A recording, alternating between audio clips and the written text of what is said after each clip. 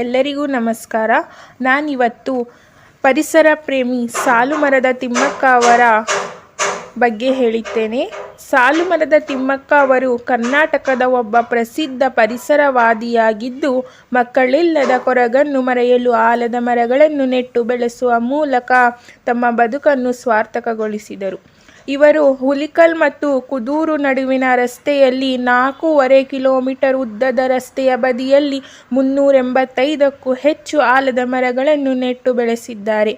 ಅವರ ಪರಿಸರ ಸೇವೆಗಾಗಿ ಅವರಿಗೆ ಭಾರತ ರಾಷ್ಟ್ರೀಯ ನಾಗರಿಕ ಪ್ರಶಸ್ತಿ ಮತ್ತು ಪದ್ಮಶ್ರೀ ಪ್ರಶಸ್ತಿ ಲಭಿಸಿದೆ.